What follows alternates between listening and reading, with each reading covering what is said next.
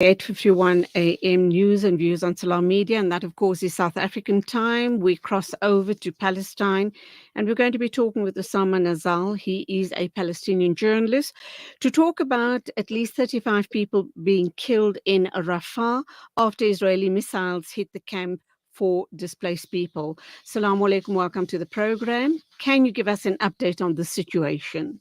Yeah. This is another proof that Israel is committing horrendous genocidal crimes against the Palestinians, this time not only by bombarding them, but by burning them alive. This is the worst means of killing that Israel has used since the start of the war, attacking people not in concrete homes this time, but attacking displaced Palestinians who thought that the place would be safe for them upon the orders of the Israeli occupation military forces. But the Israeli warplanes targeted them with missiles and with incendiary bombs in their own tents, burning them alive. We all saw the horrific, the terrible, the inhumane scenes last night, how the Palestinian children and the Palestinian women are burned alive. All their guilt is that they listened to the Israeli military orders to go and look for a safe area. They thought that area in Rafah is safe.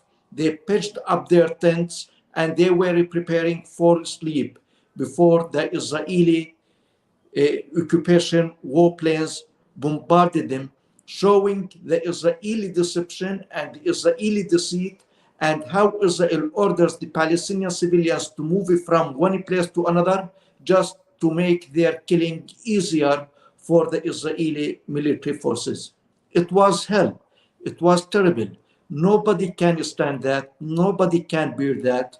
And all that because of Israeli brutality and because of the cowardice and silence of the so-called international community that fails every human being on earth these days. Sadly, this comes shortly after the ICJ has ordered Israel to stop the offensive against the Palestinian people.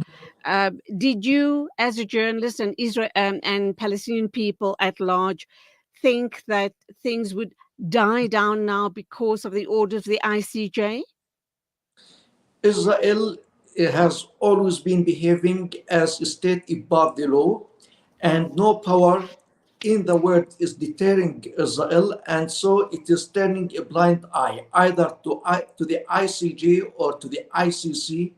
And we all know that the United Nations Security Council and the General Assembly of the United Nations issued hundreds of resolutions to end Israel's occupation of Palestine, but Israel did not heed any of these resolutions because it does not understand but the language of power. As long as the international community don't impose a boycott and sanctions on Israel, it will never abide by any resolution and it will continue its massacres, and this time aggravating them by burning people, not shooting people, by burning people to death, like what happened in Rafah last night. Are there any places of safety left in Rafah or any other area in Palestine where people could seek refuge?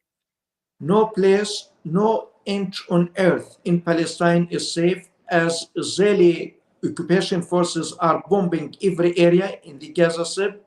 And here where I'm speaking from in the occupied West Bank, the Israeli terrorist groups, the Israeli settlers who are armed and supported by the Israeli government, threatening the lives of the Palestinians on the roads and in the villages. So the situation in the occupied Palestinian territory, including Gaza, the West Bank, and Jerusalem, is unbearable. Life is on edges, and the Palestinian citizen doesn't know what time their turn comes. You know, while you're driving here in the occupied West Bank, you can't predict when the Israeli settlers would attack your vehicle either by bullets or by rocks. In Gaza, there is no safe place at all. The people who went to Al Mawasi close to the shore of the Gaza Strip. They are dying because of the disease and because of the solid and other forms of waste and garbage piled in tons there. So they have no option. Either by death is either by Israeli bombs, by burning, by Israeli bullets, or by the disease that is coming because of the destroyed ecosystem in Gaza today. So really the Palestinian situation has never been bad like this, even in 1948. I think that the situation of our people in 1948 was not as worse as the situation that we have today. And we grieve for the people of Palestine. We keep you in our ongoing du'as, inshallah. And that's where we leave it. You keep safe, and we'll talk some more. Assalamu alaikum to you. Alaikum assalam. Thank you. 8:57 News on Views on Salam Media. As we move along, don't forget that in the second hour of the show, we will be talking to Sheikh Said.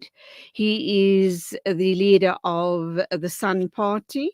We are also going to be talking with the mayor of Johannesburg, and that, of course, is Kabelo Gwamanda. Not forgetting our inspiration of the day with Hafiz Imran Chunara, personal excellence mentor and CEO of Africa Muslims Agency. So stay with us.